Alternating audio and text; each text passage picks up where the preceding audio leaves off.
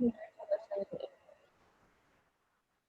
And just as a heads up, we are recording both meetings tonight, so that folks who cannot be here are able to receive the same information. My name is Cindy Hovey, and it is an honor and privilege to serve the neighborhood as the chair of the Whittier Alliance Board. Before we dig into the agenda, overview, and introductions, our executive director, Kaylee Brown, is going to take us through some Zoom basics to be sure everyone knows how to engage with this format. A note to all attendees again that this meeting is being recorded, so those who cannot join us tonight can access information. Additionally, anything submitted to the Q&A or the chat will be recorded as attachments to the official meeting minutes. Cindy, we need to explain the mute feature first. Over to you, Kaylee. Yes, so if you are hearing the Spanish language interpretation, what you will want to do, everyone will need to do this, is go down to the interpretation feature that you'll see on the toolbar, and you will need to select one channel. So if you want to listen in English, that's the one you will select, and then you also can select mute original audio, and that should take care of the issue if you are hearing Spanish as well as English.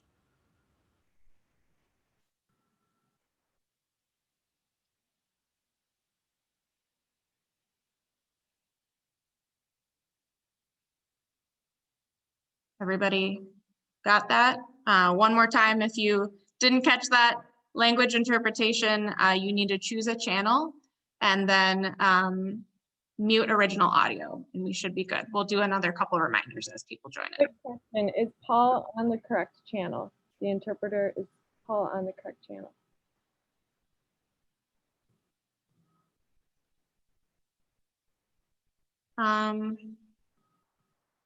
Appears to be.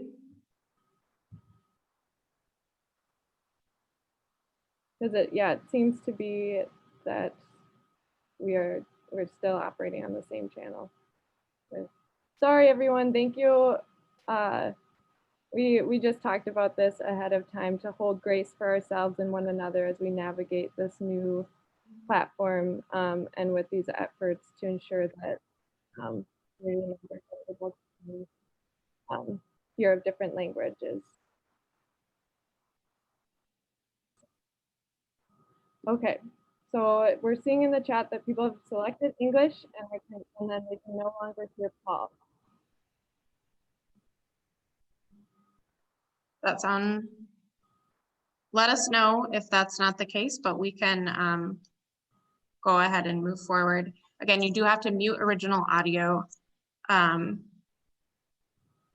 it is possible for board members and panelists status that it might be part of the feature that you do hear the translation.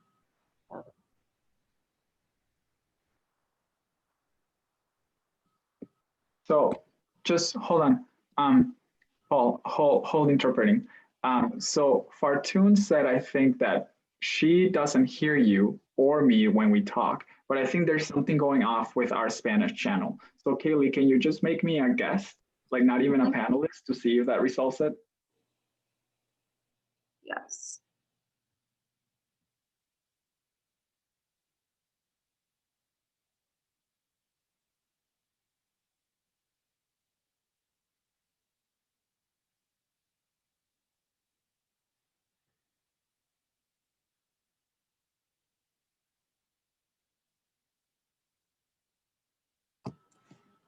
Okay, no need to translate this, Paul.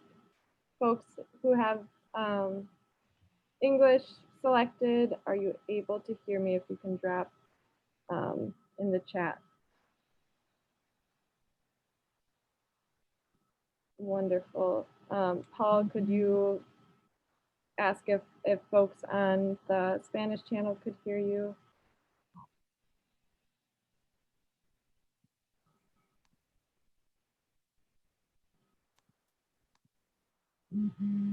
And did folks who have English selected, were they able to hear Paul's Spanish just then? So some have no and some have yes. And for the people who have said, yes, you can hear him, did select mute original audio as well.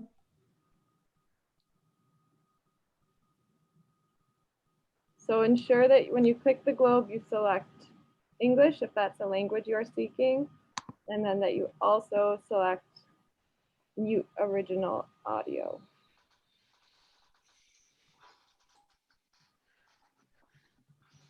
And again, I think panelists might have a different experience Yeah, than that, attendees. I will go ahead and for folks who are looking for the toolbar, if you bring your cursor, this would be if you're on a web browser or the Zoom app, bringing your cursor down to the bottom of the screen, you should have something pop up where then you'd see a little globe icon.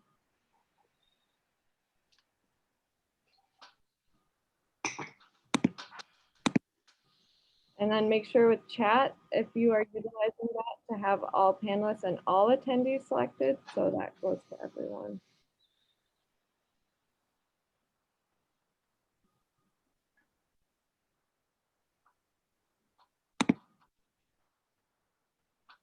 Okay.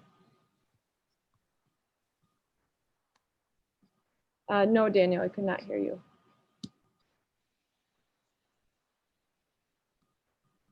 Kaylee, do you want to review those instructions again for the channels? yes. And then we'll try moving forward and hopefully we're good to go. Thank you again, everyone, for your patience. Again, with the importance of making sure we have multiple languages available to our community. Yes, so if with the language channels, Cindy, is that what you're? Yes. Or just the regular Zoom? Okay. So if you've just joined, apologies, we are working through technical difficulties, of course.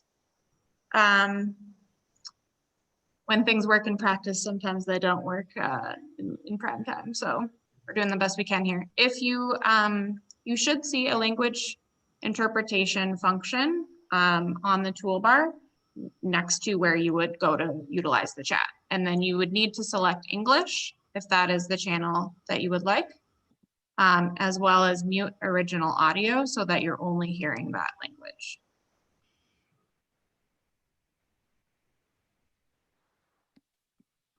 Also, Kaylee, if you could ensure that panelists and all attendees chat option is on. It seems that that might not be the case currently. Yep, just fix that. Thank you for calling that out. Wonderful. Okay, it seems that there is better experience. Some folks are still struggling. Kaylee, what are your thoughts? Should we continue? Yeah, I would say if folks are still having some issues with the language or you're hearing both of them, if you wouldn't mind jumping off and jumping back in and seeing if that sort of resets, that might be a way to troubleshoot, and definitely let us know in the chat if that continues to be an issue, but we will try to move forward and hopefully we can get everyone on the language that they're needing. I noticed some people were indicating some questions about the Zoom. So I just wanted to let folks know. So the reason that we have a little bit different of an interface today is that we're using the Zoom webinar functionality rather than Zoom meetings, which is what you might be familiar with if you've been utilizing Zoom in the pandemic. Reason for that is we are able to have another additional attendees in the room, up to 500, and the language interpretation feature is available for the webinars, but not for the meetings. And so we wanted to make sure that that was an option tonight. So there's no perfect solution, but there were, of course, some drawbacks in that not everyone will be able to see each other. So we'll kind of go over some basics of how we'll communicate with each other during this meeting so that everyone can participate and get any questions answered that they might have. So just a reminder to panelists, staff and artists to keep your video off and to stay muted unless it is your opportunity to speak. We will be utilizing the Q&A feature as well as the chat feature tonight. The Q&A will help us make sure we don't get any questions buried or lost. Especially given how many folks are on the call, we want to make sure people get their questions answered tonight. So if you do have a question, go ahead and type it in the Q&A feature. And attendees will be able to view all of the questions, and you can upvote a question. If someone types that in and you also had that question, that will indicate to panelists that that is something that a lot of folks are wondering about. If you submit a question that's a little bit off topic, we'll go ahead and put it in the dismissed column, and we will circle back to that towards the end before it's over to make sure that it gets answered, but to stay on time and on topic as much as we can. Bridget will go over the standard of conduct policy in a moment here. If we do have any questions that are submitted that are in violation of the standard of conduct policy, we will delete that question, just an FYI. Don't anticipate we'll need to do that, but just so you are aware of that process. The chat feature, if you've got any comments or thoughts as things progress tonight, definitely feel free to add it there. Meeting recording, just a reminder, we are recording the meeting tonight, and we'll edit it down and cut out technical difficulties, but we want to make sure folks that couldn't attend tonight are able to watch as well.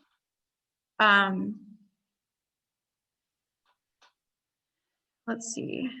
And we will be, again, thank you for your patience in figuring out all these kind of technical details. This is good for us, and I know that we will appreciate being able to have folks here in multiple languages. So if you've got any questions on those features, go ahead and put it in the chat, or if you're still having any issues, one of our panelists will circle back and assist. All right, I think we're back to you, Cindy. Yeah. Thank you, Kaylee. If you want to just turn off your video. All right. Thank you again, as Kaylee said, for the patients with tech issues. As we continue to navigate the incessant presence of racism in our city and country, the life-altering pandemic, and the injustices and pain that has resulted from these ongoing crises, and with the looming threats of violence on our state capital and our Twin Cities community from white supremacist groups, it is truly powerful to be here with you all tonight, to hold space together, even if virtually, hear and receive powerful words from local artists, and share about the Bylaws Revisions Project seeking to make the Whittier Alliance a more accessible and equitable neighborhood organization. So truly, thank you for being here. Kaylee is going to share the agenda on the share screen.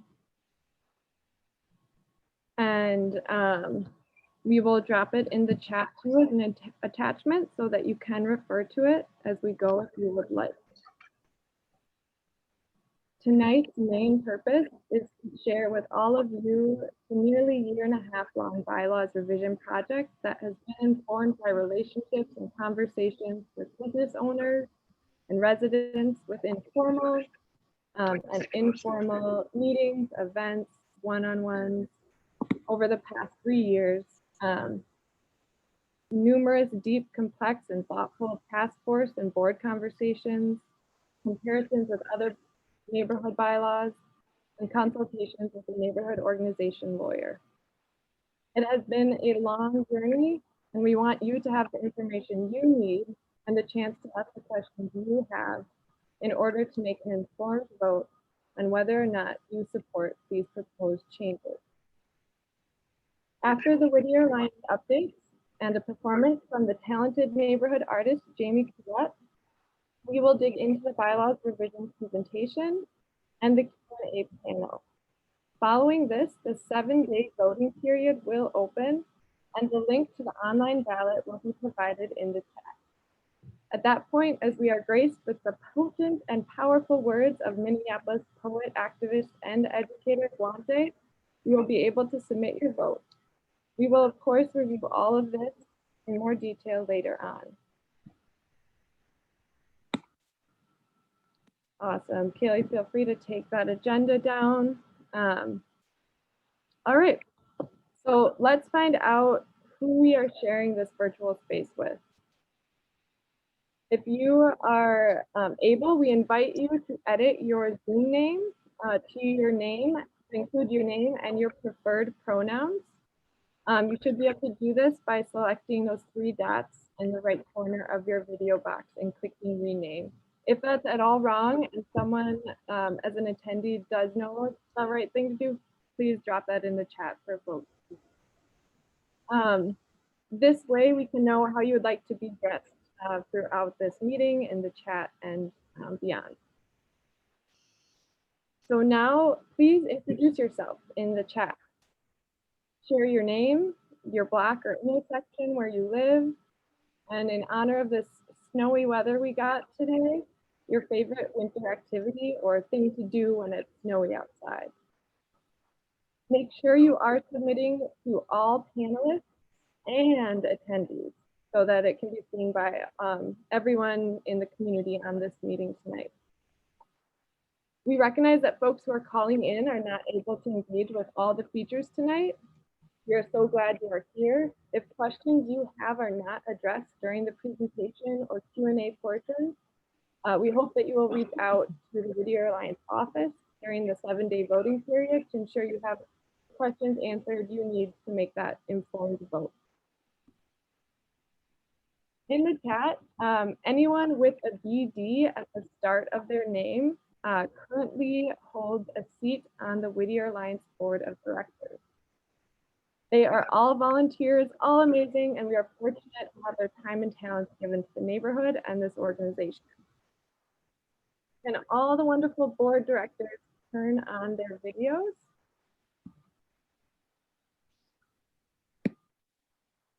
All these beautiful faces. And as I call your names, just give a wave, give a dance. Abby, Aldana, Bridget, Daniel, Aaron, Nate B, Nate R, Xinjian, and Stephanie.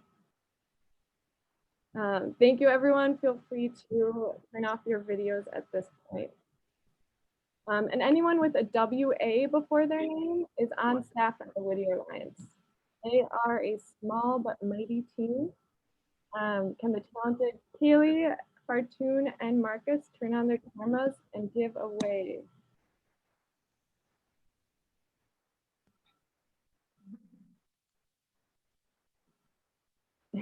Thanks, Marcus. Thanks, Fartoon. Feel free to turn off your cameras now. Before I pass the baton to the lovely Vice Chair, Bridget Higgins, please see that Marcus has posted a few times and will continue to post throughout the meeting a sign-in form, a Google form to fill out. Please take a minute to complete that so we know who's here tonight. If you need assistance with that, please drop a note in the chat and we will do our best to help you. All right. So again, thank you for joining us tonight and thank you for your patience as we navigate this technology. We really appreciate you being here. On to you, Bridget.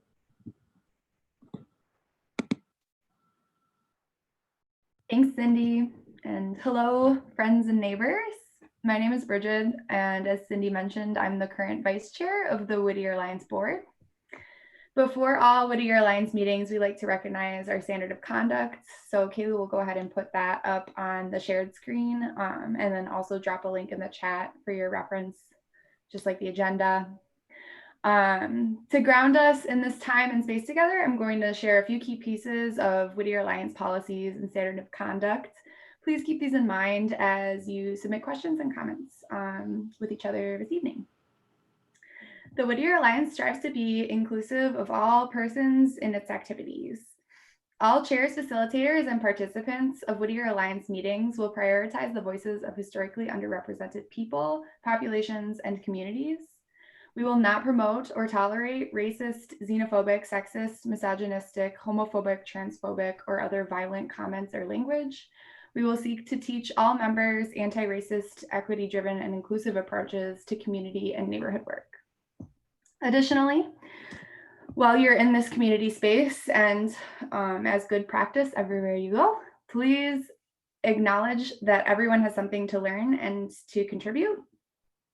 Operate with an open mind and ask questions, actively listen and weigh all opinions.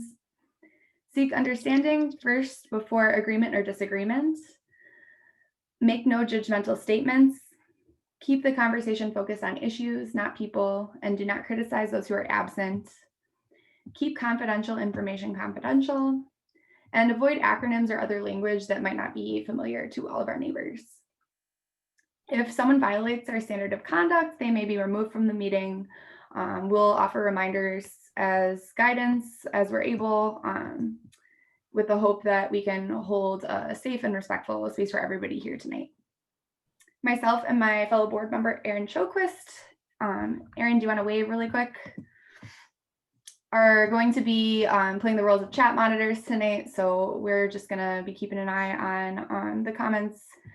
But other board members and staff might give reminders too if they see anything that could be harmful. Thank you all for being here. I know I can't see you, but I'll be enjoying participating in the chat. So over to you, Kaylee.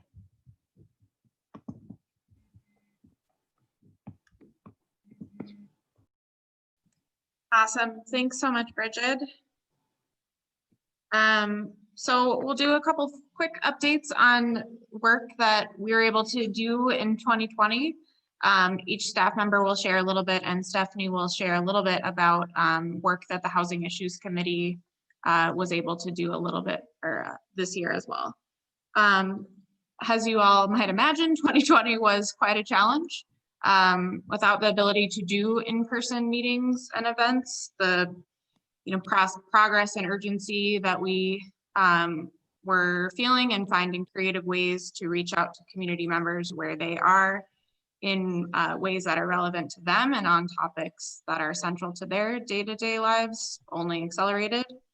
Some of the things that we did were we invested in community radio stations that reach culturally diverse audiences. We leveraged platforms that allowed us to send out mass texts to folks who may not have reliable internet or utilize email on a regular basis in multiple languages. Fartoon manages a robust and growing group of Somali women in the neighborhood through WhatsApp, which is a platform that a lot of community members use to communicate with folks here and family overseas. After the June uprising and the pandemic forced businesses to sort of focus ever more time inward and time and energy inward, we did what we could to bring Whittier Alliance to them. We personally stopped in almost every single business on our 4 commercial corridors following the uprising to check in, see what they needed, and help them if at all possible. We secured and delivered PPE to Carmel Mall for shop owners and customers. We also, all 3 staff participated in a bilingual conference call with hundreds of Carmel Mall business owners to let them know that we were advocating for them as much as possible after they were shut out from state and city emergency relief.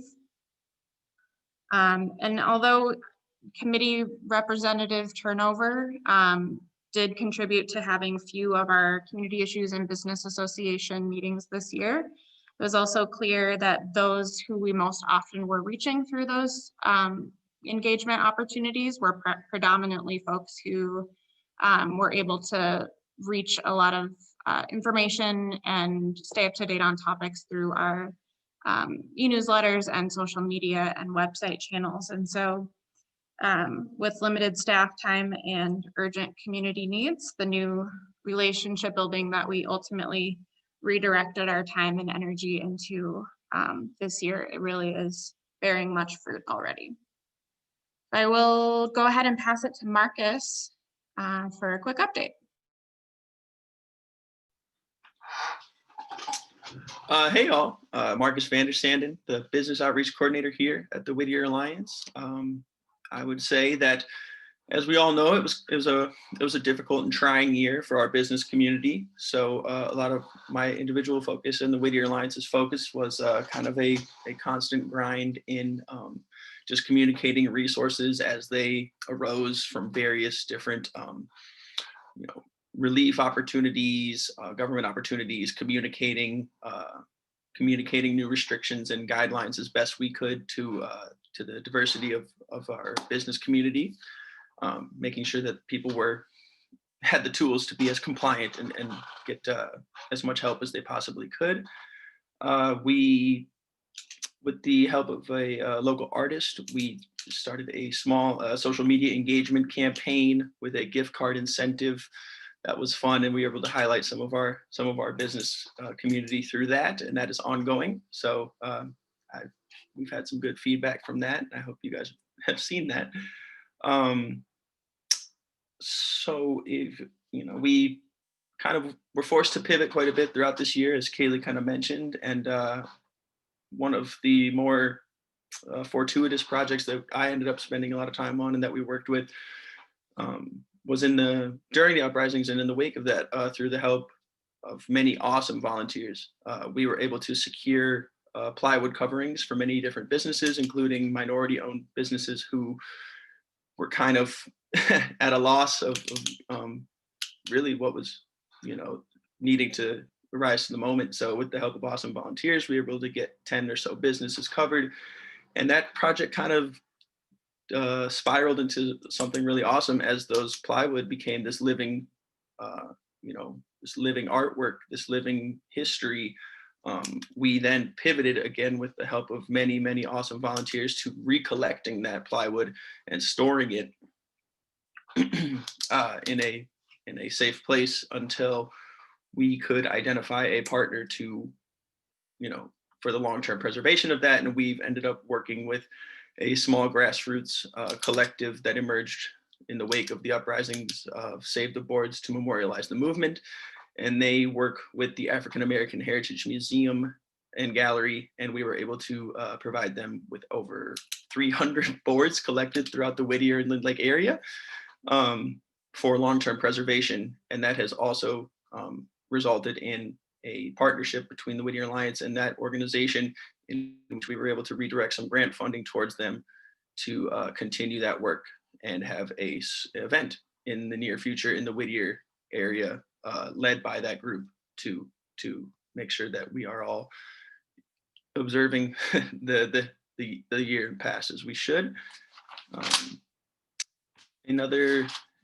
Similarly, we were able to, through some crowdfunding with neighborhood partners and some bordering neighborhood organizations, including Lena, Lindale, and South Uptown, we were able to secure a Minneapolis Foundation grant to assist businesses that were negatively affected through the uprisings and COVID-19. And we were able to distribute grants ranging from $1,000 to $6,000 to 25 businesses throughout those 4 neighborhoods, heavily focused on the Lake Street corridor, with 6 in the Whittier neighborhood. So that was kind of the pivot that we've been working with through 2020 in some of our regular scheduled programming. This year we partnered with a small student group from the Entrepreneurial Studies group at MCAD to redesign our dining guide, which you can look forward to in the spring. And I've been told to wrap it up. So anyway, glad everybody's here.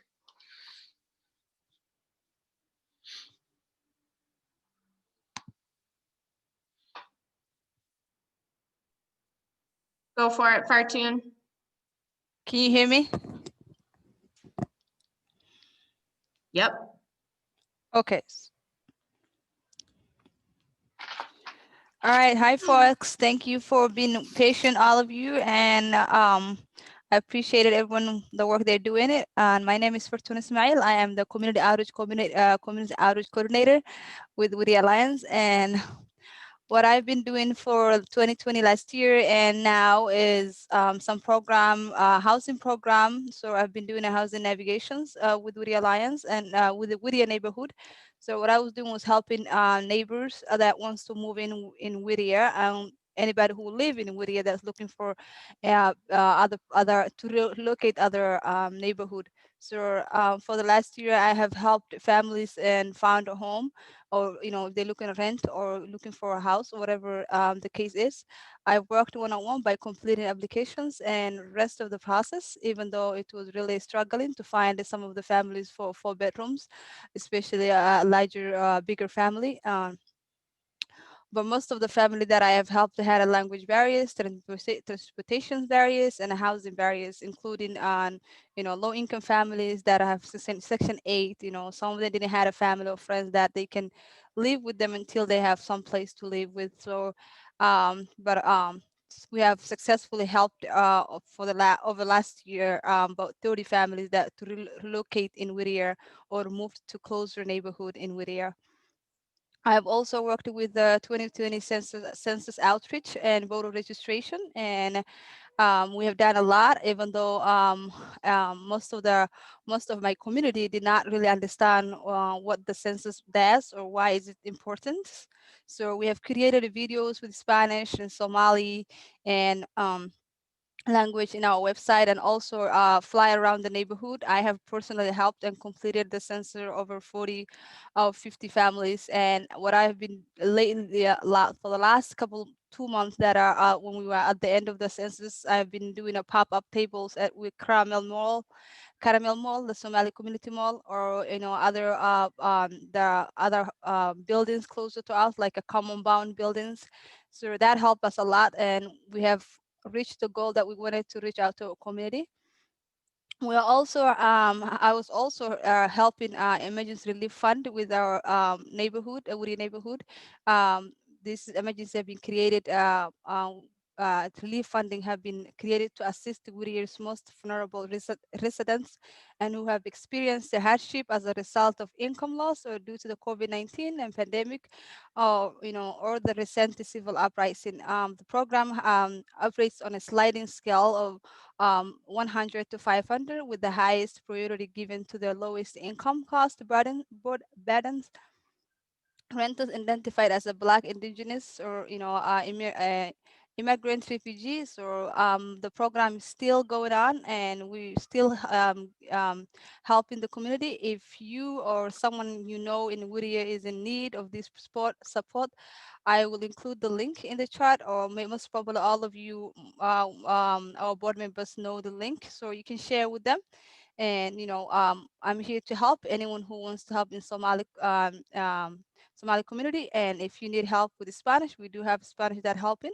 So the application is still on. You can get the 500 applied, anyone who's in need. Thank you, all of you. And hello, I am Stephanie Brown. I am on the board as the chair of our Housing Issues Committee. The Housing Issues Committee is a very active committee of the Whittier Alliance. We meet the third Tuesday of every month. I'm going to drop into my chat again the sign in where you guys can sign up, and my email address if anyone wants to reach out directly. Housing Issues covers a range of different topics, all predictably related to housing. We review development projects that come before the neighborhood, and we have a small team that tends to meet with those developers and help the committee review and provide feedback. We are also active on a range of policy and support issues in the neighborhood. So in particular, right now, we have a small group focused on supporting our unsheltered neighbors, and we have another group that is currently forming around tenant opportunity to purchase policies that are being reviewed by the city. And finally, we have a group that is working, looking towards the redevelopment of the former Kmart site and what that will be as a strong border of our neighborhood. So again, we meet the third Tuesday of every month. We would love to have any of you express your interest in the sign up form or drop me an email, and we will make sure you get all the information you need. Thanks so much to everyone who's been a part of that work over the past year. Huge shout out to our staff at Whittier Alliance and Stephanie for all the amazing work and the many hours that you put in support of that committee and our neighborhood's housing climate. So amazing work from Stephanie and those volunteers. Cindy is gonna try and do that Zoom update and jump back in. So in the meantime, I will introduce Jamie Kubat, who is our one of our artists here today that's going to be breaking up some of our headier, dry content with some art. Jamie is a white, non-binary artist and educator living and working in Minneapolis. Their work explores themes of place, memory, and queer identity through a neurodiverse lens. So go for it, Jamie. Hi y'all, really happy to be here. I wanted to share a short story with you guys, and then I'll have a prompt at the end of the meeting for consideration. But here we go. Roses are blooming. It's 9 a.m. on a June morning, and the hummingbirds are already at it with the nectar feeder. One of them, affectionately named King Louie by my sister and I because he's a tyrant, is sitting on the shepherd's hook and chasing off all the other ruby throats who try to come up and eat. We would pick roses for my dad's birthday on the solstice because they were the best flowers blooming in our backyard that time of year. They were still wet with dew when we clipped them, their short stems set in a bowl of water rather than a vase. The blossoms smelled like heaven or better, and I wish I had a way to bottle that scent because I'm afraid that sometime soon I will forget it. It's already half gone. I haven't seen hummingbirds in Minneapolis since I moved here 3 years ago, but a woodpecker flew over my head once last summer, right over, as I was walking in the woods along the river. The sewage made the creek stink, and I wondered if it bothered the birds. At least it was quiet down there below the cliffs, except for the occasional voices of rowers shouting directions as they sped upriver, and the incessant sound of construction, barely muffled by distance. Light filtered down from above the bluff, green and wavering and soft. When I walk in those woods, I think of returning, of becoming soil. There's a deep mulch of old leaves in the ground, and half-decayed logs lie everywhere, with artist conch and soft fungi sprouting along their barkless bodies. Here and there, a downed tree has been ripped to shreds by park services, and it feels violent. Leaves crushed, branches bruised and shattered in the name of order. Dogs scrabble in the detritus. I keep a box of dried flowers under my bed, orange daylilies and vibrant tulips, pink cactus blooms that I collected from my houseplants, rose petals from the bushes outside the dorm I used to live in. They're a purplish red, like the ones from my parents' old rose bush. But these roses don't smell at all, and every time I see them, I hear my mom complaining about how the newer rose varieties have had the scent bred out of them in favor of looks. I save the petals from these ones anyway, because they're too soft and precious to be left to rot in the mulch after heavy rains. And perhaps because our old rose bush drowned one summer, left in a pot with no holes, and I feel guilty. We'd uprooted it to take it with us to another state, but we're preoccupied with our own survival and left it under the eaves of the house. I promised myself then that I wouldn't take another plant for granted. I save dead flowers as a hopeful reminder and tend the living as best I can. The dead ones find their way into my art, folded into handmade paper and small weavings, relics.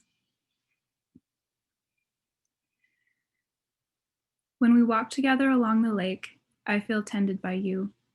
Your voice is water and sunlight, and the way you look at me holds me like soil, rich and harboring. The wind is whispering secrets to the geese, gliding among the rushes at the water's edge. I feel like I can finally stay. Mullein plants cling to cracks in sidewalks with the dandelions, determined to break through concrete in pursuit of nourishment. The grass is flattened in the narrow space between the walkway and the road where people have gone around each other, given space. The grass will grow back, it always does. Ginkgo trees have dropped their leaves all at once. I admire their decisiveness. Wild roses, with deep red fruits on their weathered vines, tumble into the path. I pause at every other tree we pass and lay a hand on their bark. No two have the same texture or the same feel. In the evenings, their crowns shiver and the soft swish of branch along branch sounds like talking. I don't know what they're saying, only they and the birds know. But standing there with you, listening anyway, I think I understand. I pick up a purple leaf that strayed into the path and carry it home to press in my journal. We'll find it again months from now when spring returns and open the journal again to press next year's roses.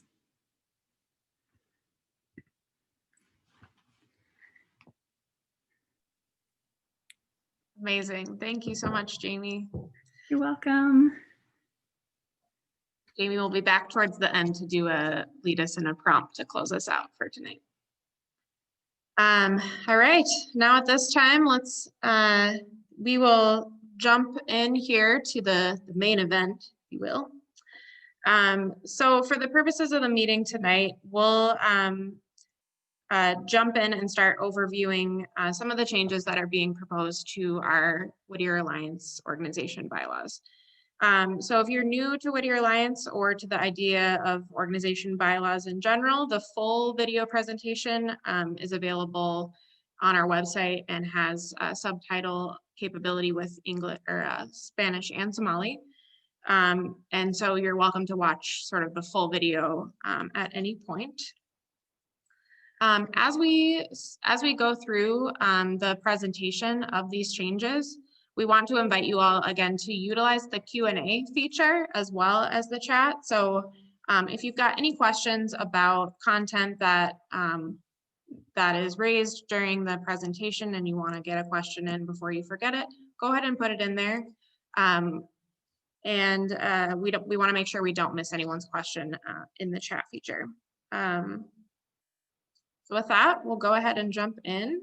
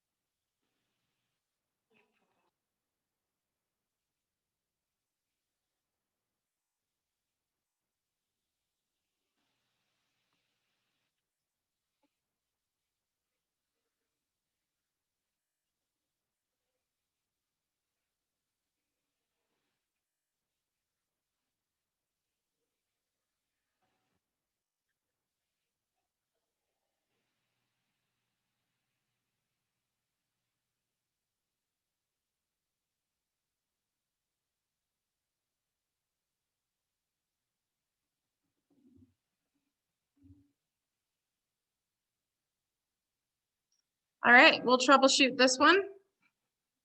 Bear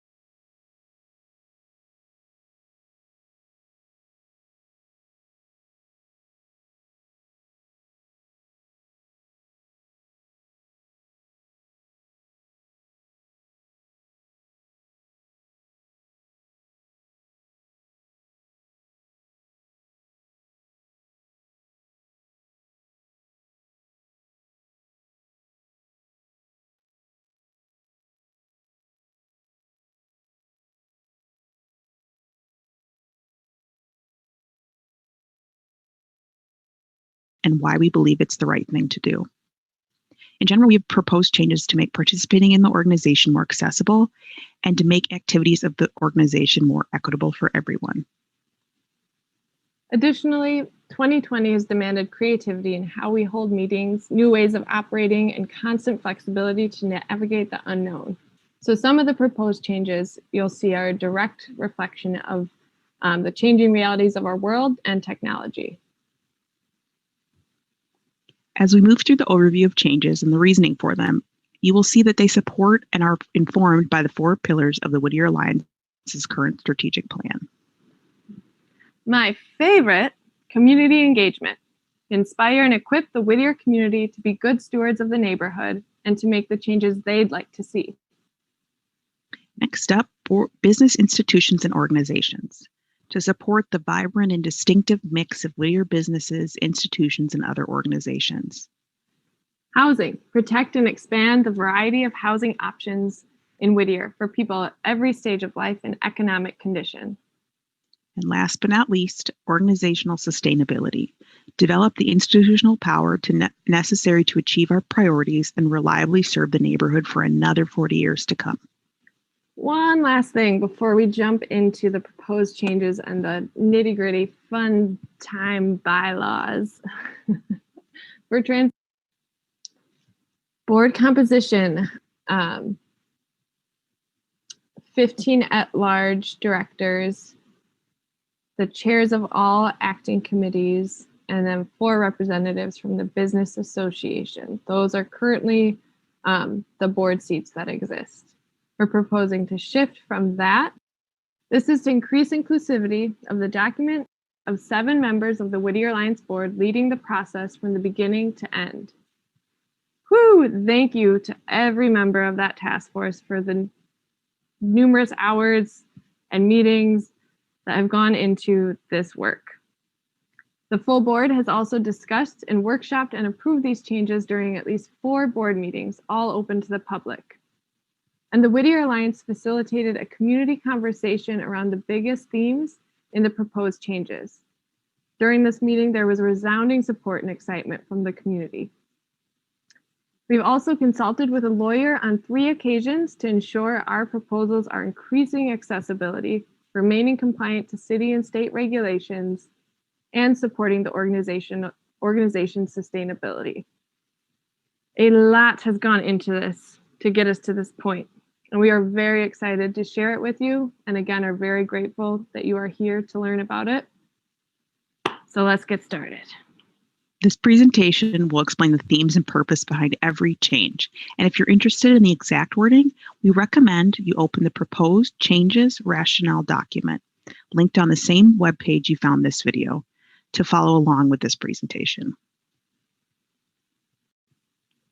And that link is whittieralliance.org/special-meeting. You'll also find a lot more information about bylaws and the special meeting there. So check that site out. The first change that we are proposing is that throughout the bylaws, all instances of gendered pronouns, he, she, his, and her, are replaced with ungendered pronouns, they and theirs.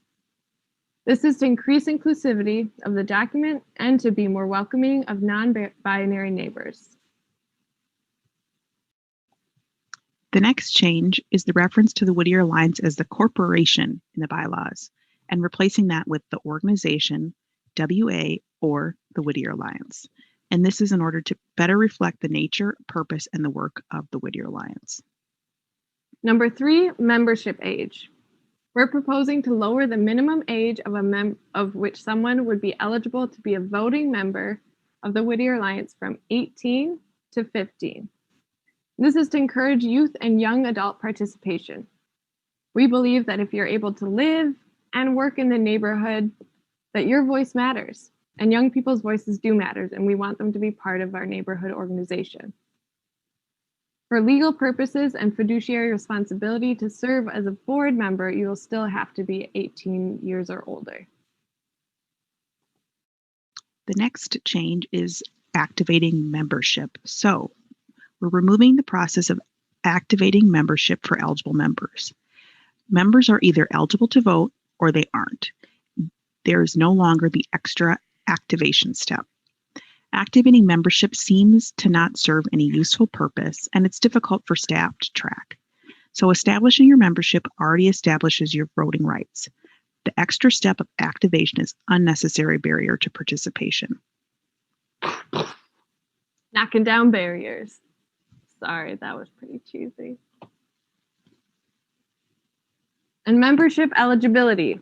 Speaking of barriers and removing more of them, this change expands the options for providing membership eligibility and clarifies how to prove eligibility of business members. So currently our bylaws require members to use a photo ID to prove eligibility. While it does matter to prove that you are part of the Whittier neighborhood, since this organization serves a specific geographical area, we do not believe it should be more difficult to participate in neighborhood business than federal and state elections. This change makes it easier for renters, students, undocumented folks, and others to prove their residency and vote at the Whittier Alliance meetings. It also is against state nonprofit laws to require photo IDs, and it goes against the City of Minneapolis guidance. The acceptable proofs of residency that we are proposing would include a bill, account, or start of service statement dated within the past 30 days. That could be a utility bill, phone bill, TV, or internet. An ID card showing a name and Whittier address, any form of ID. Government, academic, residential, with or without a photo. Current residential lease or rent agreement, including subleases with a term that covers the date of voting, also would be allowed. Then current student housing documentation, and also we are proposing that we expand to allow vouching. So if you have not established your voting eligibility and you do not have any of the listed documents above, you would be able to be accompanied to a Whittier meeting or to the Whittier Alliance office by a neighbor who can vouch for your address. And then also any other forms that are allowed by the Minnesota Secretary of State election guidelines would be allowed. So we're really believing in making sure that anyone who is part of the Whittier neighborhood is able to participate and that we are knocking down those barriers. I did it again, I apologize. Thanks, Cindy. The next change has to do with the membership list. A membership list will still be kept, but the change will not require members who have proven their voting eligibility to re-verify it at every meeting with the photo ID. This was an extra barrier to participation for people who do not have photo IDs. According to city guidelines and state nonprofit laws, if an organization member is on a current member list, they are eligible to vote, and as Cindy just shared, neighborhood organizations are required by law to accept non-photo ID methods of establishing residency. Voting rights. The changes on this section streamlines participation for different member types and removes the existing separation of the business association from the rest of the Whittier Alliance. So essentially, all Whittier Alliance members would be able to vote on all Whittier Alliance business committees, general membership meetings, etc. We believe that once you are a member of the Whittier Alliance, you should be able to take part in all business and happenings of the Whittier Alliance. Residents, businesses, and properties all weave together to form a neighborhood and influence one another. And all members have the same rights. Number 8, acting committee meetings. This change sets an expectation for a minimum number of meetings for each acting committee, but allows for more flexibility in what kind of event meets these requirements. It allows for different committees to be more flexible in how they carry out their purposes. For example, a committee might have 4 large events per year to bring the community together, or it might meet every month to address ongoing neighborhood concerns with a more focused group. Annual meeting, number 9. This section has a few very important changes that support flexibility and increase participation, inclusion, and equity in the Whittier Alliance voting procedures. So the City of Minneapolis funding contracts will be requiring neighborhood organizations to accept nominations from the floor. This proposed bylaw process allows for nominations from the floor while still having a process to confirm eligibility and qualifications. This increases accessibility and participation while maintaining integrity and protecting the organization from bad actors. Additionally, within these proposed changes, rather than the board elections of membership business being voted on only at the meeting, the proposed change will extend the voting period to at least 7 days following the annual meeting, and allows for use of online and in-person at the office voting. Of course, as long as member eligibility is established. Allowing for voting options outside of the meeting increases accessibility and participation. Point blank. The annual meeting serves to inform members and establish what members are voting on, and it should not limit voters to only those who can attend. Another change in this section is that resident directors and business representative property owner directors will be elected all at the annual meeting. Again, this is shifting with the member voting rights, where every member can vote on everything, and furthering the integration of the business association into the acting committee model. Whew, that was a mouthful. This is again about accessibility and inclusion. So the same voting procedure as Cindy just explained for the annual meeting is proposed to be used at all special meetings too. Since a special meeting requires the same level of attendance and notification as the annual meeting, the same voting procedure should be used to increase accessibility and participation of the membership. Location and form of member meetings. This change is small yet important, but it allows for meetings to occur in person and/or through remote participation. So this allows for flexibility as well as more accessibility. The Whittier Alliance is required by law to give 10 to 30 days notice of any membership meetings. As the current bylaw is written, it could be interpreted that providing notice of meetings can happen only within 15 to 30 days of a meeting. The proposed change clarifies the requirement while explaining that more notice and outreach is encouraged and provides guidance. Number 13, board member duties. The changes here are simply updates that expand upon the duties and powers of the board member. New language provides a better explanation of the role of board directors and outlines expectations more completely in accordance with Minnesota statutes and federal laws. Board qualifications. So this change makes participation in serving on the board more accessible, especially for newer members, renters, which are 86% of the residents living in Whittier, or longtime residents, business owners who are finding out about the Whittier Alliance. To be an eligible director candidate, you still must have some engagement with Whittier Alliance to protect against abuse and to ensure knowledge of the organization. Our current bylaws require a candidate to be an eligible voting member for at least 6 months prior to the date of application or appointment and be able to demonstrate current and ongoing participation with the organization. And lastly, you need to be able to demonstrate attendance at Whittier Alliance sponsored meetings or task forces within the current year, which would be effectively 3 to 4 months before the typical annual meeting date. The proposed changes will require a candidate to meet all the eligibility requirements for membership and be able to demonstrate attendance at Whittier Alliance sponsored events, meetings, or task forces, or an individual meeting with Whittier Alliance staff or a board member within the 12 months before the annual meeting.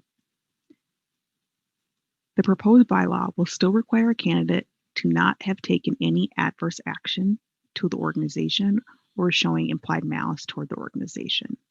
There is an addition stating that exercising the right to speak critically about the organization or its need to improve or following a grievance procedure is not considered malice. Listing what malice is not provides more clarity and guidance for Whittier Alliance Board of Directors while preventing abuse of power and protecting the Whittier Alliance members' rights. Board composition,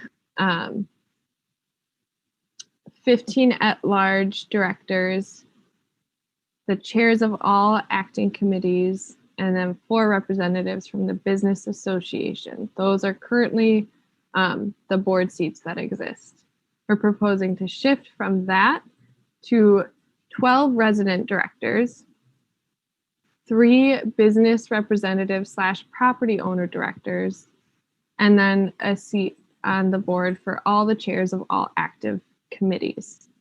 The current maximum size of a board of the board is 23 members, which is just unwieldy for planning meetings and has led to a high number of vacancies. As with earlier changes in the business association, the new board composition better integrates the business association into the larger board.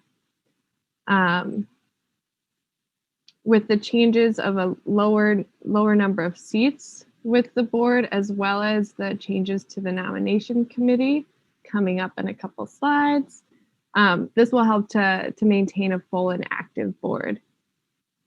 So we believe that if a individual who owns property in Whittier but does not live in Whittier, that they are engaging in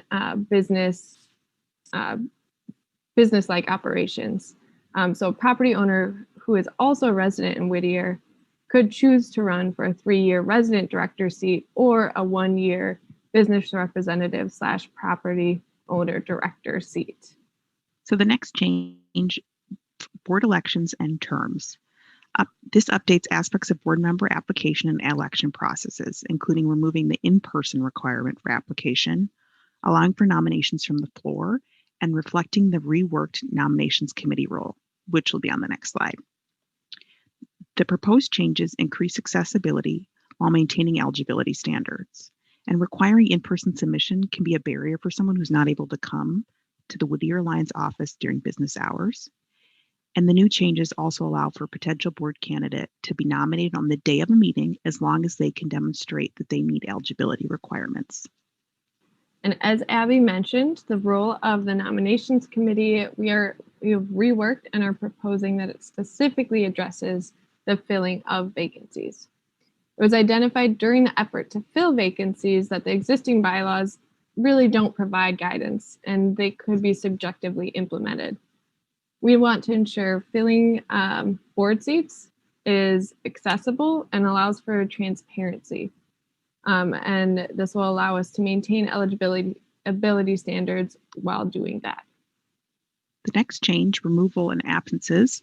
This expands upon the process for removal of board members and narrows the circumstances under which a board member can be automatically removed.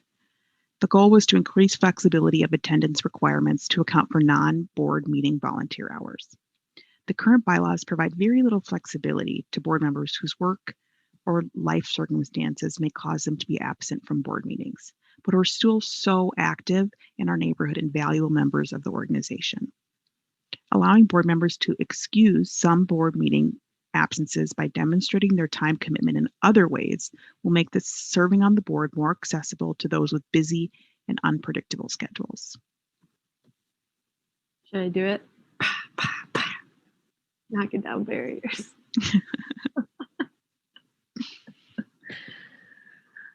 We are getting there. We are almost done. Thank you for making it this far in this presentation.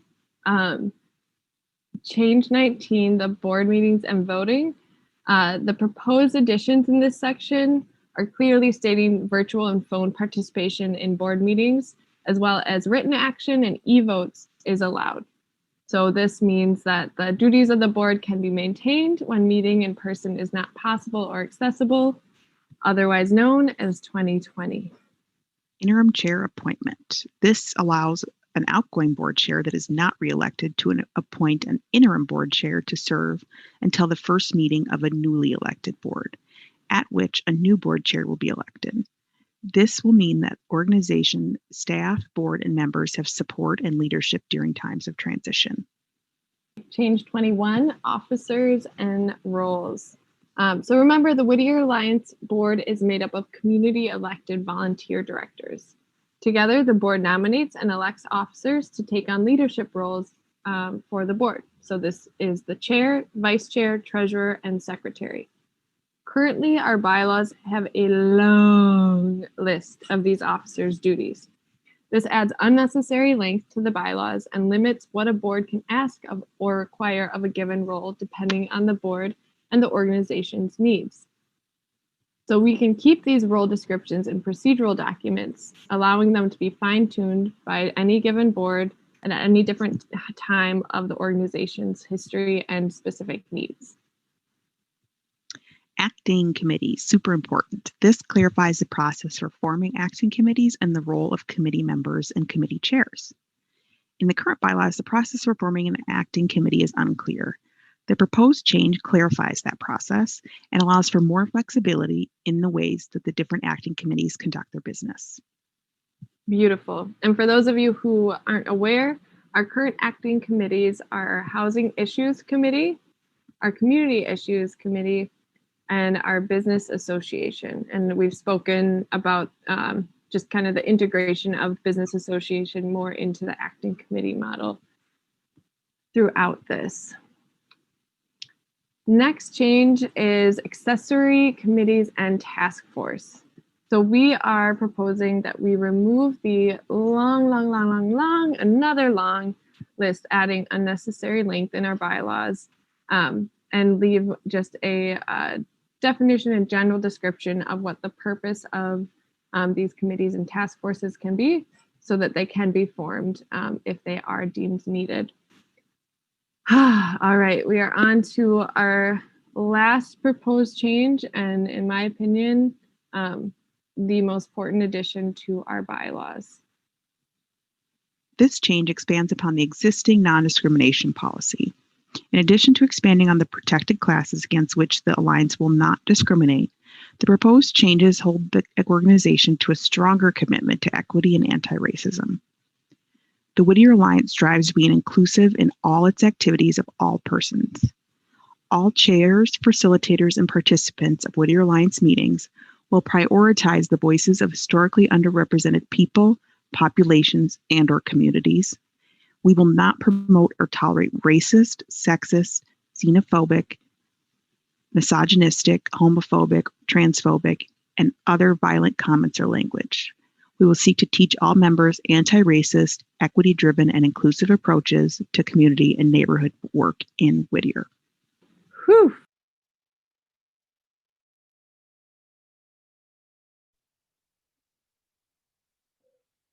Woof is right.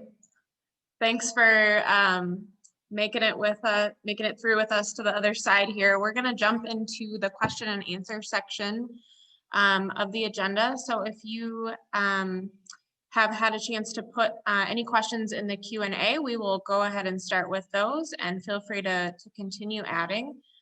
Stephanie Brown will be doing the facilitation for the Q&A, and so any of our panelists that are not yet on video, and go ahead and turn that back on. Abby, Aldana, Cindy, Nate, and then of course Stephanie. Go ahead and take it away. All right, so first, continue to feel free to add questions. I am trying to keep an eye on the chat and the Q&A, but if you can use the Q&A to the left, that will make sure things don't get buried in the chat. And if you see that yours is off of the open list, it might be on the answered. Could you guys, there have been a few questions that I think it's worth speaking to directly around membership registration for voting. So just quickly, what ID or combination of IDs is necessary, and what led the task force to feel that was sufficient?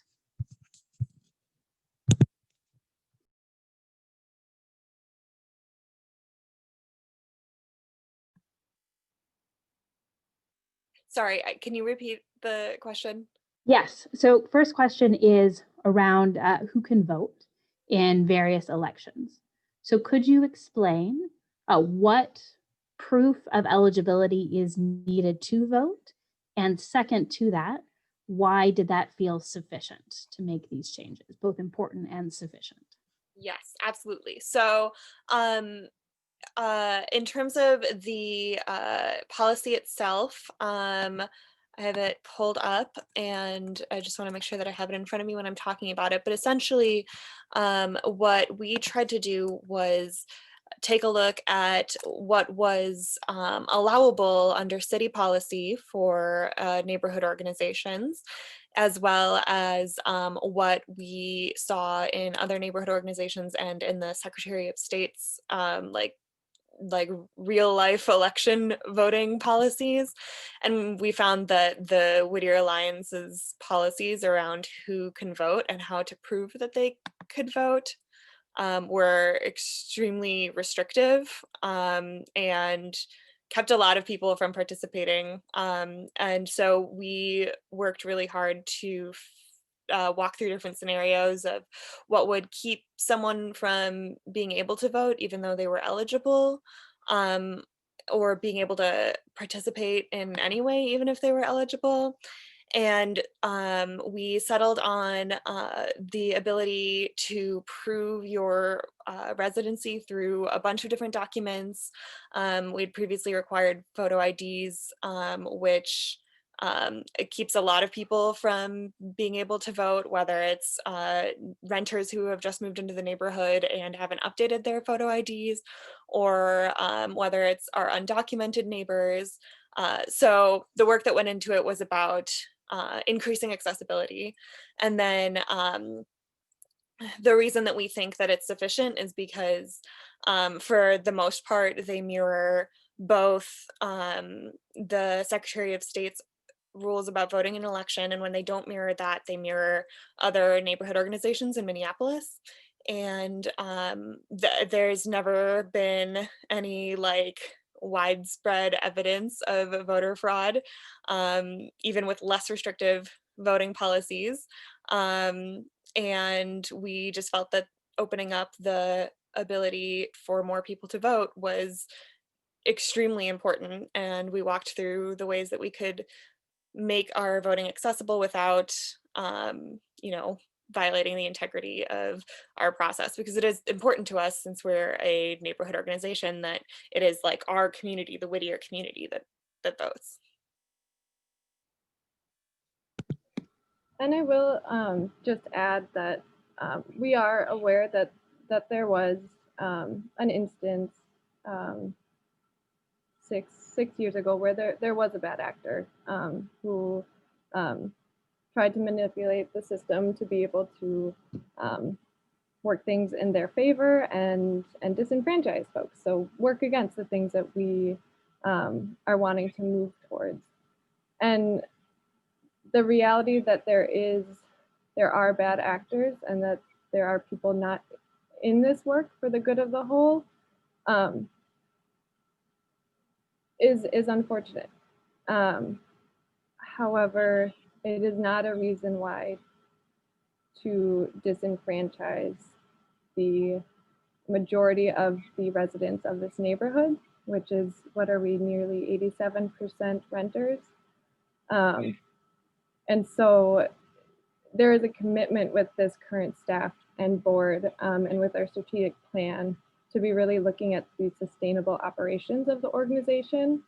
And so in practice, there is a lot of intentionality coming from Kaylee and the board to build out systems to keep an updated registration list to ensure that folks are still registering and proving that they are living in the neighborhood, but removing that requirement of a photo ID, which to Aldana's points just disenfranchises renters, folks who are undocumented, and students.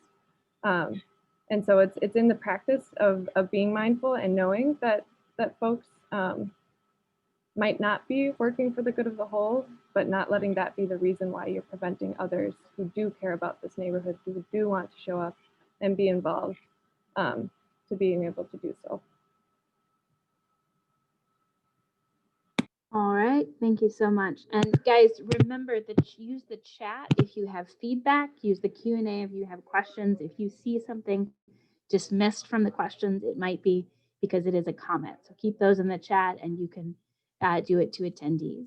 There was also a question, and we'll keep questions relatively brief if I feel they're being addressed, but there was a question specifically about the volunteer and the absence policy for the board. So if someone could do just a quick overview of what it was and why the change. I know that we had some of this in video, but do want to recap.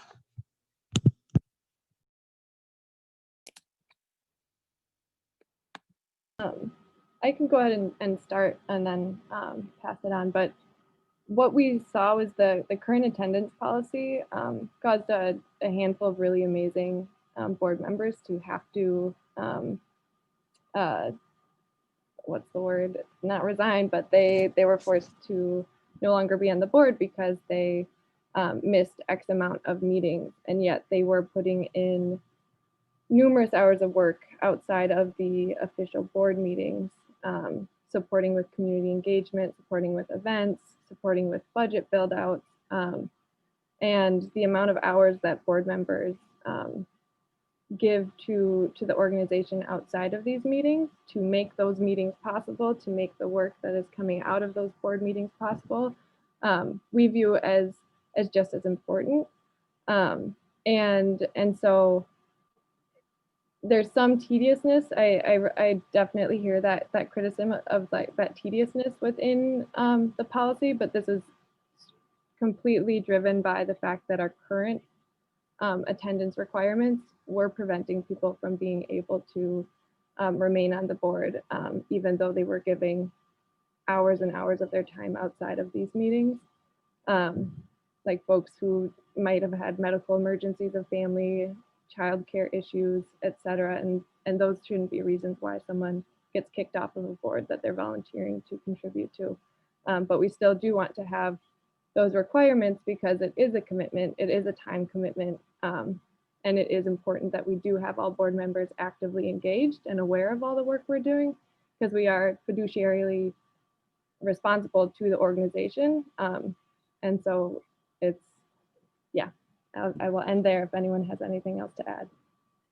I just want to add that in terms of the flexibility that this provides board members and the like, this is a vast improvement, and it also actually means it's less likely that a board member is going to not meet their requirements because of missing meetings or whatever. This makes it easier. So this actually doesn't make it more restrictive in any way. And you're not required to. I think some of the confusion might be that you're the thought that a board member might be required to do volunteer hours to make up for an absence, and that's not the case. It's just if you have an absence and you want to make it up because you're worried that you will hit the like having too many absences, you have the option to make that up with volunteer hours, but in no way are you required to like pay for a missed meeting with X number of hours. That would be a little bit too much to ask of anyone. I think what I'm most excited for about this particular change is the idea that people will now be encouraged more to sign up and run for board positions, knowing that we're more flexible with schedules. Not everybody works the same amount of hours in the same amount of the same time frame each day. So this was actually one that I was most excited for that reason. Thanks for bringing it up. Because this guy has given so much of his time to this budget, so much time. Yeah, the board is fantastic as individuals, a great opportunity, and anyone who's interested should reach out. So I don't see a lot of new open questions at this point, and I know that technical difficulties has slowed down this meeting. So I'm going to go ahead and wrap this up by asking the three of you to just share the one change that you're most excited and enthusiastic about in this. And if people have questions later, know that voting is open for a while, and we are happy to address those one-on-one outside of this meeting. Let's start with Aldana. One thing you're most excited about, and be short. Absolutely. Okay. I am super duper excited about the changes to the policies in terms of who can run for the board, because I know that over the few years now, wow, that I've been on the board myself, and I've been working to recruit people who are excited and have an awesome vision for what the neighborhood can be, and also are all representative of the neighborhood that we already have. Like we need to be recruiting a board that is representative of all of the amazing people that we have in this neighborhood. And just the new policies will make it easier.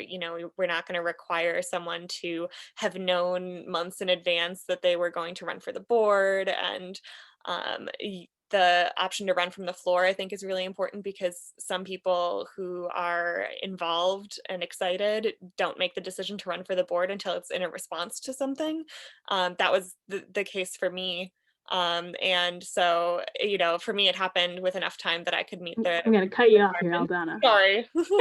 Sure. Sorry, I'm so excited about. No, I know the enthusiasm is great, and I really hope that everyone. I know this is a webinar and it is less interactive, and where everyone wants to go back and forth. I promise you, show up at Housing Issues, you'll have many opportunities to do that.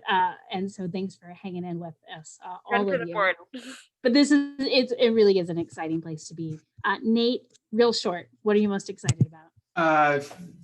Item that I'm most excited for is the renewed age, removed age limitations for participation. I think, again, it encourages a much broader audience. And I guess also I'm just excited philosophically for what this kind of means in the direction that Whittier Alliance is heading.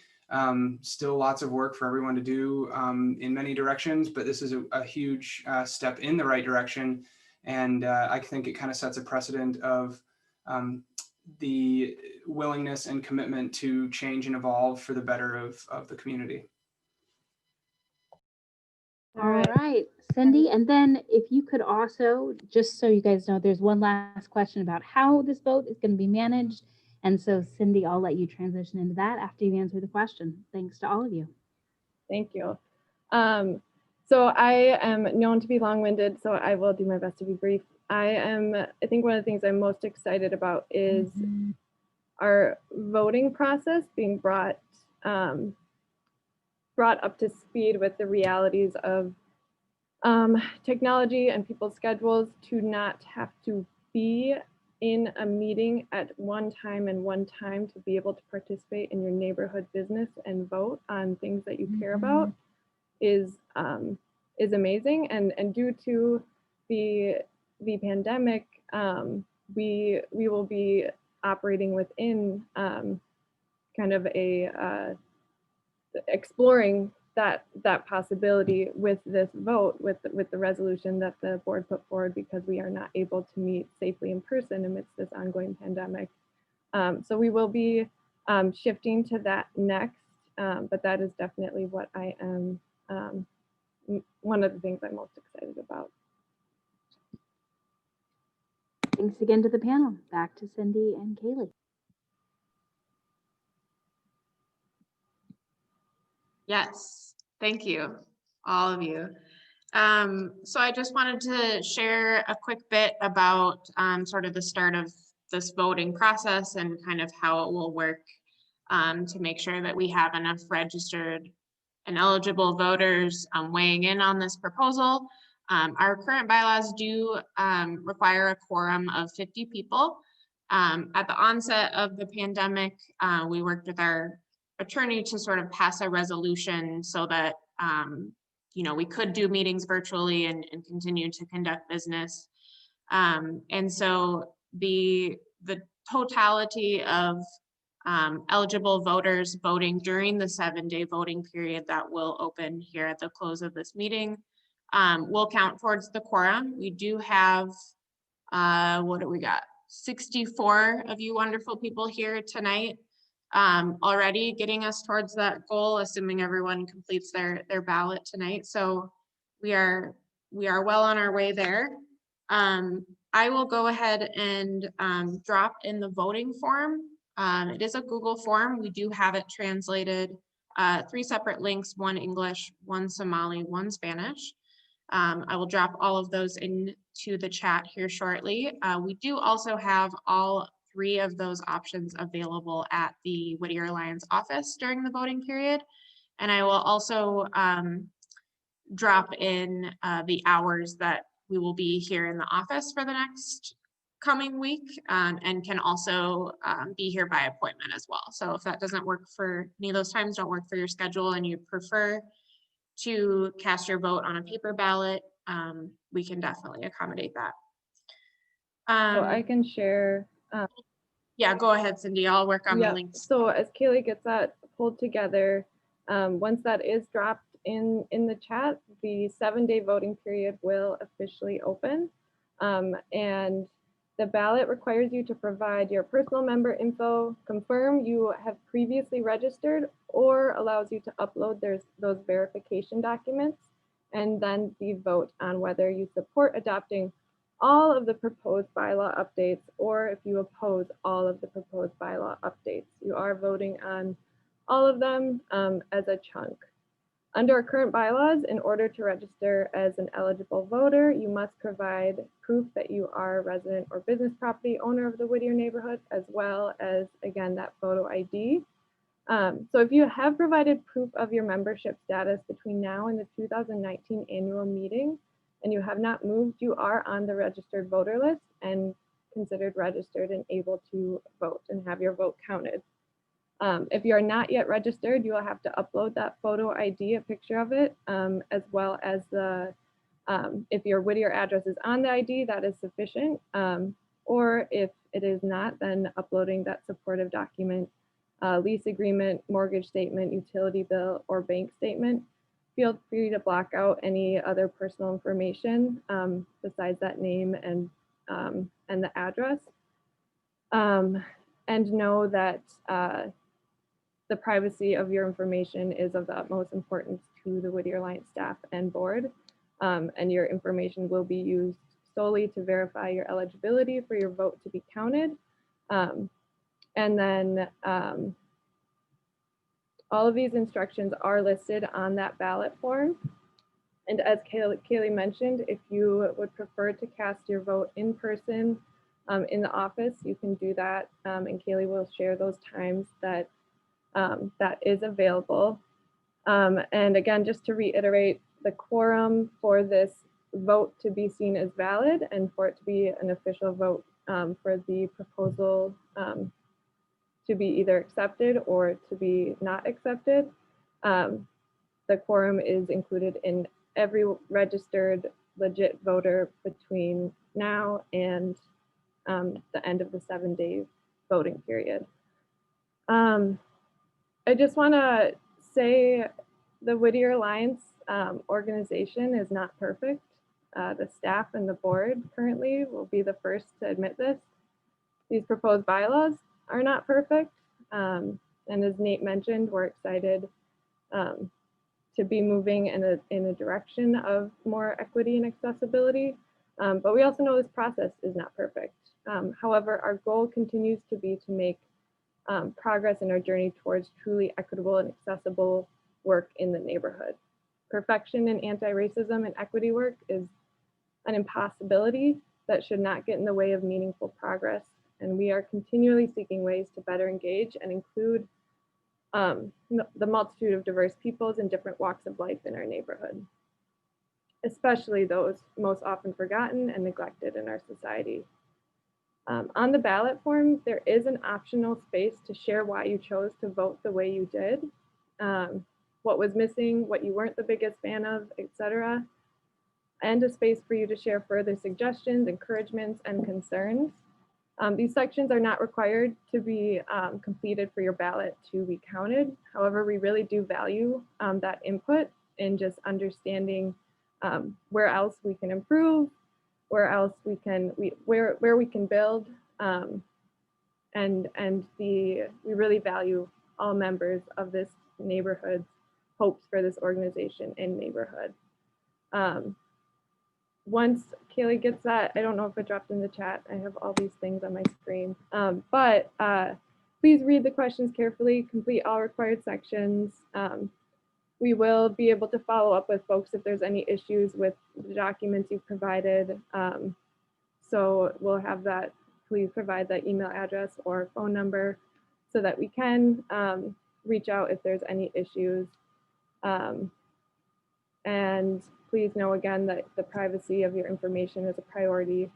And we are just so grateful that you are here, and don't feel like you need to vote in this exact moment. If you're ready to, we're excited to start receiving those ballots. But if you still have questions, if you want to have a conversation with a board member or a staff member, we are available to you, and we want to have those conversations so that, again, you have all the information you need to feel able to have an informed vote on these changes, because we know they are significant, and they are, in my opinion, very exciting. And so I will end there. As this, feel free to cast your vote and continue to ask questions or connect in the chat while we pass the mic over to poet, educator, and activist based in Minneapolis, Minnesota, Kyle Guante, Tran Myhre. Thank you for hanging with us, Guante, as we are well behind schedule. He's performed everywhere from the United Nations to music festivals like the Eau Claire's and Soundset, to countless colleges, universities, and conferences. A two-time National Poetry Slam champion. He's also given TEDx Talk, published a book available now via Button Poetry, if anyone wants to drop that link, and can currently be heard as the co-host of What's Good Man, a podcast on healthy masculinity. Give us some wisdom and encouragement during these heavy, confusing times, Guante. Yeah, thank you. I'm really, really grateful to speak to this particular neighborhood group. I'm also I'm super conscious of time. And so on one level, I'm not gonna take up a lot of time. I'm just gonna share a couple poems and that's it. On another level, I'm not gonna stress out about it. If you need to take off early, I will not be offended. Basically just the really brief framing of what I do. If you need me to speak up or anything, feel free to let me know. But some of you might know me as a poet, if you know me at all. Other you might know me as someone who's worked with MPD 150 here in Minneapolis, a group that did the kind of, on the 150th anniversary of the Minneapolis Police Department, a kind of history and performance review of them. That report is available, mpd150.org. I love to mention its neighborhood organizations because it's good to know the history no matter what side of the issue you land on. I also work with organizations True Art Speaks and Compass, who place artists in schools around Minnesota to talk, use spoken word and hip hop to engage young people both in and out of school, I guess. But more broadly, and just this introduces the poems I'm going to share, especially before the pandemic, the work that I do has been to travel around to different organizations, businesses, schools, conferences, stuff like that, and use poems as jumping off points for dialogue. A lot of my work is around issues of masculinity and consent and gender violence prevention, but that naturally leads into conversations about identity and power, and privilege and all that kind of stuff too. Also agency, also history. I find myself facilitating these kind of spaces a lot, and I think the idea to take from it is that it isn't the poems that are the thing, right? The idea is that the poems are just jumping off points, they're entry points for just thinking more critically, trying to approach issues from ways we wouldn't normally approach a particular issue, to build community with each other through the telling of our stories and all that. So tonight, I'm just going to share a couple of poems, and what you do with them or how they relate to the specific work that you're doing. The ball will be in your court in terms of that, but yeah, thank you for sticking around, for those of you who are sticking around and listening. This first poem is called Quicksand.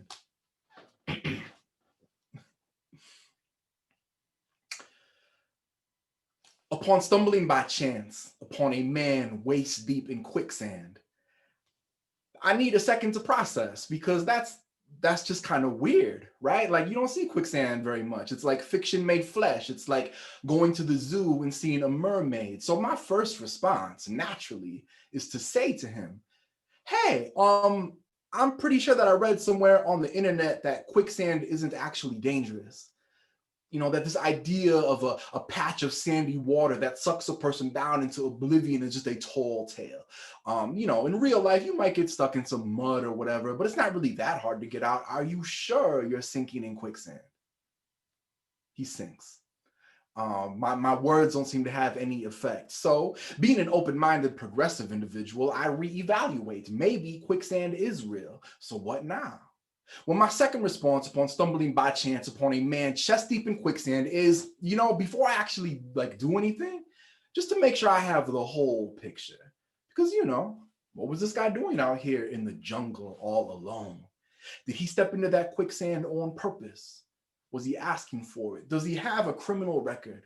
Maybe I should wait until all the facts come in. He sinks. And, you know, being an open-minded progressive individual, I decided to give him the benefit of the doubt. That at least for now, I want to help. So my third response upon stumbling by chance upon a man neck deep in quicksand is, obviously, to recite a poem, to throw some positive energy his way, to describe out loud just how heavy my heart is. I take a piece of paper out of my backpack with a pen. I write, quicksand is bad, and I am an ally to those who fall in it. I pin that piece of paper to my chest. I take out my phone and I tweet, when are we going to wake up? #quicksand, he sinks. And being an open-minded, progressive individual, I decide that this isn't enough, right? That we as a society need to address the root causes of people sinking into quicksand. So my fourth response upon stumbling by chance upon a man forehead deep in quicksand is to take a moment to acknowledge my privilege. As someone who is not sinking into quicksand, I vow to, I don't know, take a class or be more mindful of how I navigate the world. He sinks.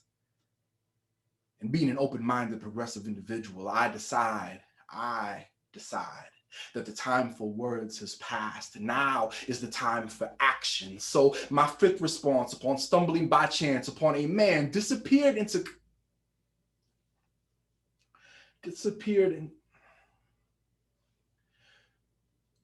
we can't allow ourselves to forget what happened here.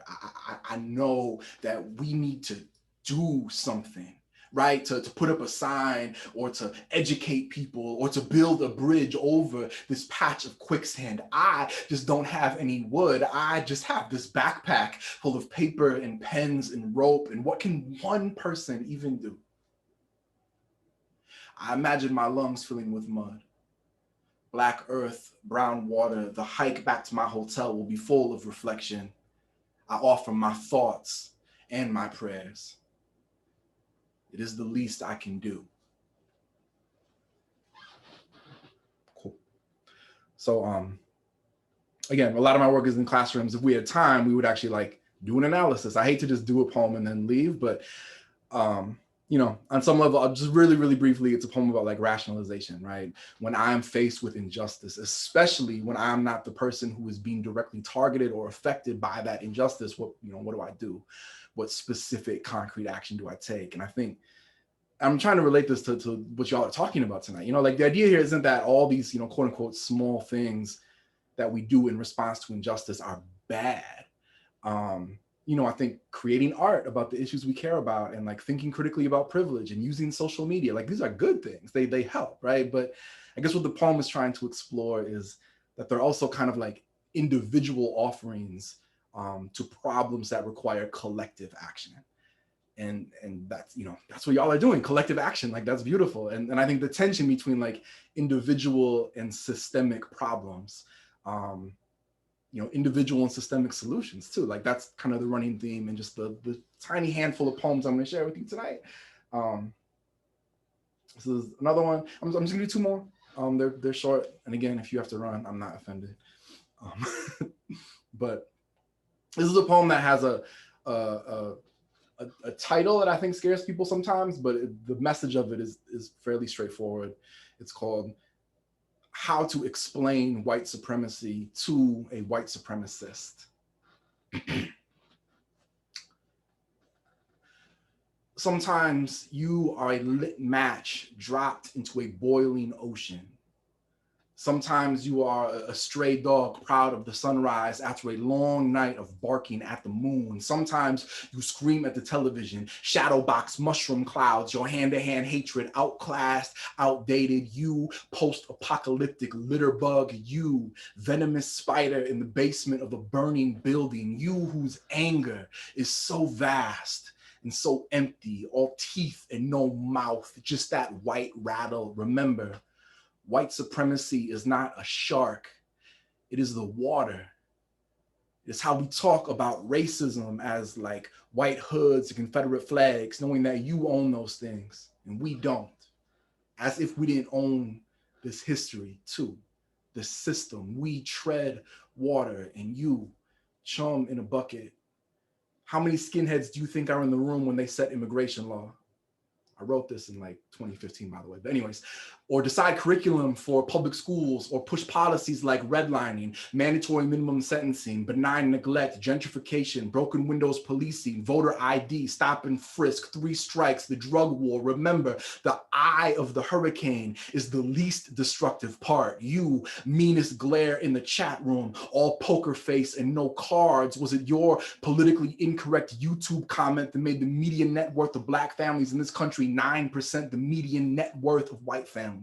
Which individual bigot boogeyman are we supposed to be angry at about the millions of people impacted by discrimination in housing and banking and education and employment and the criminal justice system each year? Remember, sharks kill about 1 person each year. Thousands drown. So when there is a new name hashtagged each week, when police create more Black stars than Hollywood, how long do we keep pointing out the bad apples, ignoring the fact that the orchard was planted on a mass grave and that we planted it there? Because, you know, of course, this isn't actually a poem for white supremacists. Like, I don't know any white supremacists, but I know a lot of people in my neighborhood and in my family, and I know myself, and I know how white supremacy is upheld, whether through our action or our inaction. How it isn't just the broken treaty, it is also the treaty. How a gavel can speak as loudly as a grenade. How a white kid in blackface on Halloween and his friend who knows it's wrong but doesn't say anything begin to blur together. How the real racists today are so often not even racist. Those teeth sharper when smiling, sharper still when smiling and meaning it. Like a burning cross is so dramatic. Just say, I don't even see race. Just say, we all have an equal chance if we work hard. Just say, all lives matter. Just say nothing. Surround yourself with others who say nothing. And convince yourself that silence is the only song, this muted underwater melody, this pulsing quiet. And when a chorus blooms in Baltimore, when trumpets sound in Ferguson, in Minneapolis, when every one of our cities breaks into song, will we hear it? Will we choose to listen? Or will we just continue treading water, watching for that great white shark, not realizing that we're drowning? I usually get to like leave the stage dramatically after the last line. So it's a little more awkward, but again, you know, the substance of that piece is pretty straightforward stuff, right? The idea that racism is bigger than like individual people being bigots or whatever.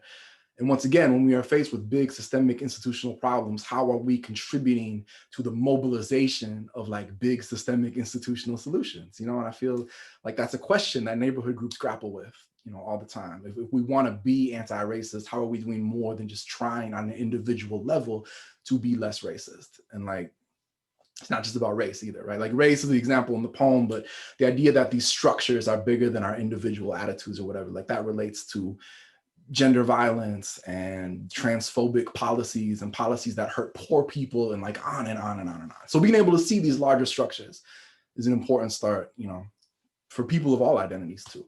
So I have one more quick piece. I'll end with something a little more like positive or whatever. And then I appreciate you all listening. This is something new, and let me say, I think all these big problems that we're facing right now, like the solution, like we know what it is. It's not that there's no solution. The solution is just like people working together, right? Like organizing together, showing up to neighborhood meetings, to community organization groups, etc. So thank you all for all the work that you're doing together. I guess this last poem is about my own like journey into collective action, into activism, and how that journey wasn't, one big lightning strike moment that changed my life. It was a bunch of little moments where, like, you turn left instead of right, or you pivot a particular way, or you choose to act when you never acted before, or you choose to show up and get involved when it's easier to not show up and get involved. And so, yeah, this is a poem about that idea of like the power of moments. And it uses lots of songs and like song titles. So even if you don't know the song titles, don't worry about it. It's called Tension and Release. Cool.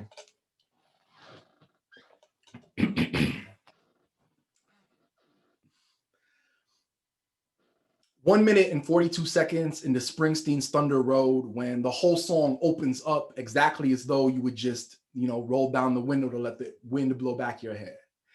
24 seconds into Yoko Kanno's Tank, and how could we not jam? The dance choreographed to Nina Simone's Lilac Wine, about 38 minutes and 58 seconds into the Netflix version of Beyonce's Homecoming. 4 minutes and 27 seconds into Mind Playing Tricks on Me, when Bushwick Bill says, I'm not going to tell you what he says. Like, you have to listen to the song. 5 minutes and 6 seconds into Donny Hathaway's A Song for You. 18 seconds into Fortunate Son by CCR. 10 seconds into Lost Ones by Lauryn Hill. I don't believe in magic or miracles or destiny, just tension and release. In Ninth Wonder by Diggable Planets, Ladybug Mecca comes in at 3:11 with Now You See That I'm 68 inches above sea level, 93 million miles above these devils. And that rhyme, like it was meant to be, like it couldn't be any other way, answers a question I never knew I was asking. Like 4 minutes into Radiohead's Let Down, the lead vocal pulls itself apart, like the splitting of a cell, like the splitting of an atom. Like 44 seconds into Think by Aretha Franklin, when a song that was already great and already would have been a classic transforms and transcends that lyric. Freedom, expanding, overwhelming, miraculous. We collect and catalog these moments, mixtape our memory, call it inspiration, call it ammunition, call it evidence, call it the building of a case for our species, the idea that as much tension as there is in the world, the release is worth fighting for. Pull up the footage of Sam Cooke covering Bob Dylan's Blowing in the Wind, or Gogo Bordello performing Wanderlust King on Letterman, or the video for Never Catch Me by Flying Lotus and Kendrick Lamar. Tension and release work so well in music because it's a language our bodies already speak. At 4 minutes and 9 seconds into Palante by Hooray for the Riff Raff, we listen to our bodies. In Sabotage by the Beastie Boys, the breakdown at 140 and the scream at 152, we listen to our bodies. We feel the bass line in Papa Was a Rolling Stone, the bass line in Number One Crush, the bass line in Come As You Are, the bass line in Dance Dance, the bass line in Devil's Pie. At the lowest point in my life, I listen to D'Angelo's Voodoo every night, usually falling asleep about halfway through Send It On. But then there's this moment, 42 minutes and 30 seconds later in the song Untitled, where what feels like an entire album's worth of sunrise finally erupts into day. And that would always wake me up. And isn't that what art is? Waking up. Isn't that the power of a moment? The DJ crossfades and a door opens between oblivion and being a body again. How does it feel to step through it? Because yes, it takes more than a moment to win. or to heal or to build the world we want to live in, but it only takes one moment to choose to fight. So make me a playlist of those moments and I will listen to it whenever I need to remember how small a seed it takes to birth a forest, how small a spark it takes to burn down an empire, how all it takes to break an infinite silence is 1, 2, 1, 2, 3. Thanks again for listening. I'll stick around for a minute if people have any questions or whatever, but you can find me on the internet. I'm everywhere. That was incredible. Thank you so much, Guante, for being here for that, for this event tonight. And wow, what powerful words, and couldn't be more fitting, I think, for the moment that we're in. We have one more performance. It's a brief prompt that Jamie is going to leave us with. And I will, without further ado, pass it over to Jamie. And really quickly, oh, go ahead, Cindy. I just want to say the voting period is 7 days. It is, we want to connect and have conversations with folks who are concerned by all the proposals, that have more questions, and whatnot. So please do reach out, info@whittieralliance.org, or reach out directly. I can drop my email in the chat. Happy to have actual fluid conversations with folks. It was really important, given the year that we journeyed through, to not further delay bringing these forward for a vote, given the immense amount of outreach and relationships that have happened with the staff's work and with the board's work to move these forward. So please do connect and reach out if you do have more questions. Yeah, I will leave it there. Thank you for being here today, and thank you to the board and the staff for your work on this meeting and the work on these bylaws proposals. Special shout out to Jen Cater and Michael Perez, who I don't know if they're still on the call, but they were on the original task force with this work and instrumental to getting us to where we are. Cool. To you, Jamie, to close us out and invite us with a prompt as we move from this space. Okay, thank you guys all so much for all of your hard work with this meeting. And Guante, thank you so much for sharing your work. That was really beautiful.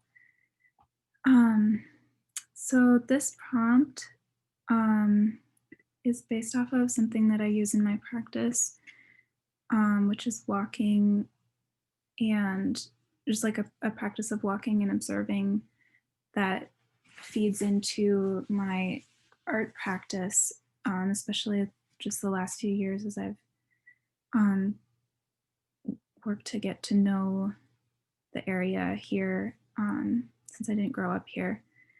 But basically the prompt is, if you guys want to participate, either go for a walk outside, like in the Whittier neighborhood, or you can sit, by a window overlooking the street, just someplace that you can observe, and take time to walk slowly or sit with tea or coffee, and like observe what's around you, like for 10 to 20 minutes, or whatever your attention allows. Slow down, notice things, small things, big things, just like the leaves skittering across the road, footprints in the snow, like a crack in the sidewalk, or like the color of somebody's like sweater or mask, or like the way the water is beating on your windowsill, the way a pipe maybe winds down a brick wall. And like once you've spent this time observing, then you can come home or move to a different space and just like respond to that drawing, writing, typing, make a TikTok, something that just allows you to like process like how that like observation period like made you feel, like what surprised you, what made sense, and like what was comforting or unfamiliar. And yeah, so that's just what I wanted to offer everyone as you're leaving and thinking about Whittier neighborhood and all of the people that live here with us. So thank you guys. Thank you, Jamie. That is all she wrote tonight, folks. Thank you so much for sticking it out with us here to the end, and really appreciate all of you sharing grace and patience with us and all of the fun technical difficulties that we worked through. But again, just it feels nice to, even though I can't see you all, it feels great to be in this virtual space with so many neighbors after all of us have had spent a lot of time in isolation or just with family this year. So thank you again for being here. And thank you to Paul for interpreting. I know this was a lot and this was very dense and complex stuff. And so we really appreciate you being here tonight. All right, y'all. All the love. I don't know if you can hear me now.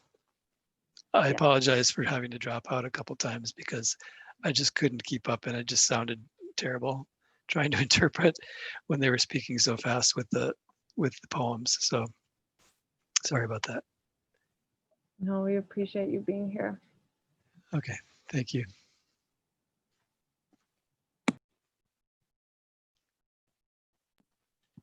And so feel free to hop off, folks.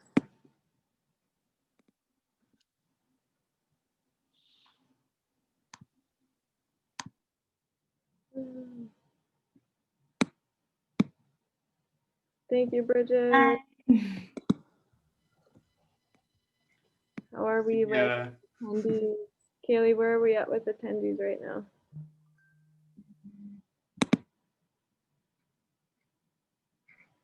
Twelve, 10.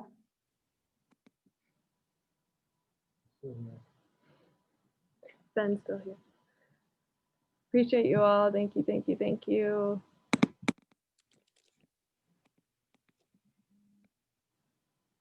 We're staying on to make sure we can capture everything and not miss anything for minutes.